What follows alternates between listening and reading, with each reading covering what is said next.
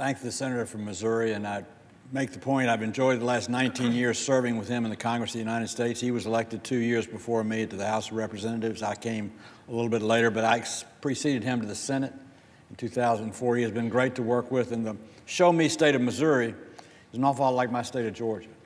They're proud of their country. They're proud to be Americans. They're proud of the chance to have an opportunity to make an honest living. They want to be a part of a country that continues to grow and have prosperity for the future.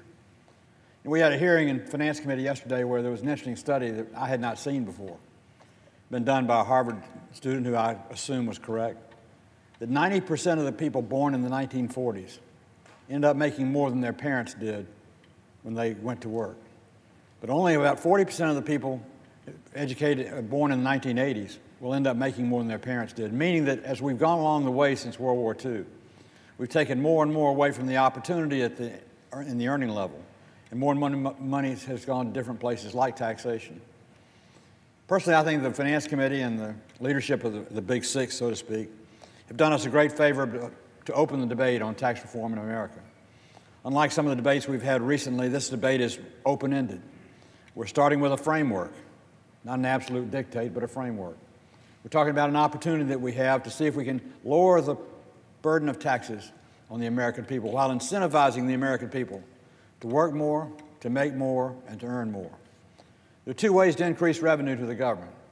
One, you can increase the rate of taxation, but then you are not necessarily taking in more money. You might incentivize somebody to go somewhere else. The other way is to improve the opportunity to make money and the atmosphere in which people make, so they invest their time and their effort, and they grow their revenue, which grows the revenue of the United States of America. The proposal in the framework before us has any number of outlines, any number of targets. The three things I want to focus on are actually four. One's the middle class. I've gotten tired of hearing all this reference to divide us up as Americans by class. We're all Americans. Regardless of our station in life, we're all important. And the code ought to be important to every single person who is an American, that they can come to this country, improve the plight of their life, raise their children, and live a good life. So I'm not into a class society. I'm into an opportunity society. And if you take a look at this proposal, it proposes for those people you put in the middle class today, lower rates, less brackets, and more opportunity to gain wealth in the future through work, through investment, and through earnings. Secondly, this framework encourages job creation.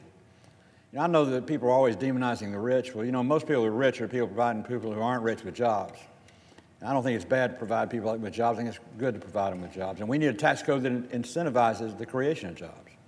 The focus on the pass-through rate that's talked about by the Big Six may lower the pass-through rate to 25% is a job-creating proposal that works. I ran a sub-S corporation.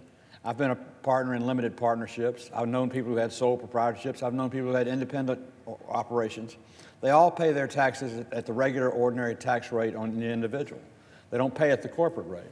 They pay at what's called the pass-through rate, where the profits at the end of the year of the partnership or the LLC or the sub-S corporation flow in a K-1 to the individual and are taxed at the ordinary income tax rate. Whereas corporations and C-corps, or stock-held companies, they pay a top rate of 35%. That rate's being proposed to go to 25% conceptually, and if that goes to 20%, and the 25% rate's applied to pass-throughs, we'll have a good environment in which companies can form investments, form new companies, make investment in those companies, build opportunity, and in turn build jobs. So it motivates America to create more jobs. And with jobs comes income, with income comes money, with money comes investment, and with the end of that comes profit, which ends up being taxed, which is revenue to our country, and it increases. We also need to recognize we're not as competitive as we used to be, in large measure because of the code that we have, not because we're not competitive people. America's the most competitive environment in the world to do business. Americans by themselves were explorers to get here. Americans by themselves are investors and inventors. Americans by themselves are risk takers. We want to improve every competitive opportunity that we have, but the current code we have suppresses competitiveness. This proposal by the Big Six takes us to a territorial tax system. We're one of the few countries in the world that still taxes the old-fashioned way. The territorial system is the way most of the world competes, and we are the biggest competitor in the rest of the world. It's time that we put an end to a company making $1 in Delhi, India on a product they made there and sold there, pay the Indian tax, and then bring it back into America and have to pay the differential on the American tax as well. It's time we did what the territorial tax does, and that's tax money where it's earned. Therefore, you never have to do repatriation again. You never have to talk about offshore tax havens again, because the tax code doesn't induce those things to happen. Instead, people pay the tax where it's earned, bring the money back here to hire people, invest, build new products, take them overseas and sell them. There is nothing more important than going to the territorial taxes. I'm excited about it. Have you ever thought about this? If you were the president of a major American corporation and it was coming toward the end of the year and you're getting ready to have your stockholders meeting for the year, and you're looking at ways to show how the stockholders, how next year you're going to improve the profits of the company, and in turn the net of the company, and in turn the dividend of the stockholder.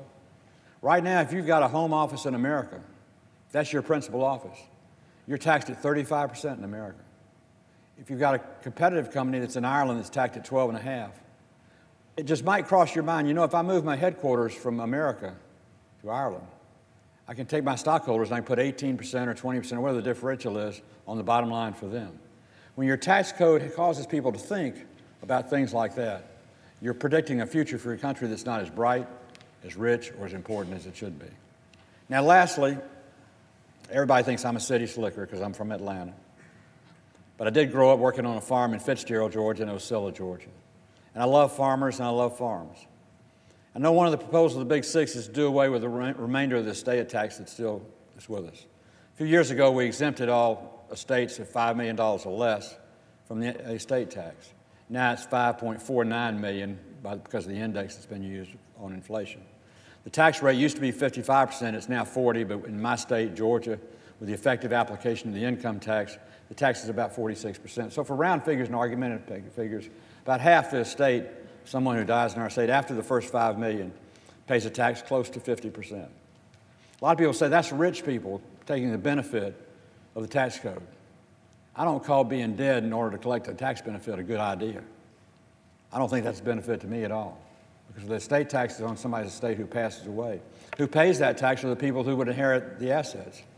Those are normally the children or the spouse or maybe the employees they work with in the company. Have you ever thought about this? If somebody was taxing you at 50% or close there too, and you filed your first estate tax return after your death, then if this was the value of your estate, you'd be telling the government, okay, you get this half. My children, my wife, my family gets the other half. And a year later, when you go back to the well, or a generation later, those kids that inherited the business have to go back and pay taxes. A quarter of it's gone. So in 2 generations, you took an asset that was worth a lot and reduced it to 25% of what it was worth, and you incentivized people to liquidate something that was paying taxes on an ongoing basis and pay a one-time exit in terms of an estate tax. That's backwards thinking. What we should do is take those things that people have worked for and striven for and tried their best to build and have an incentive for them to take that, leave it to their heirs, and leave that company in a tax-paying mode or that farm in a tax-paying mode. So America benefits and they benefit as well.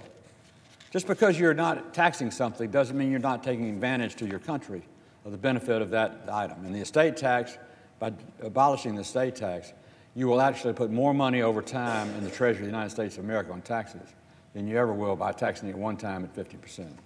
So as we enter this debate, and I've been joined on the floor by a number of my colleagues who I know want to talk, let's talk about what benefits the American people, what incentivizes innovation and competition, what puts more money in the pocket of the middle-class American today, but creates more people in the middle and upper class in the future, not because we gave them anything, except an opportunity, a fair place to compete, and that competitive drive that only people in the United States of America have, possess, and will always use to the benefit of our country. Now I yield back.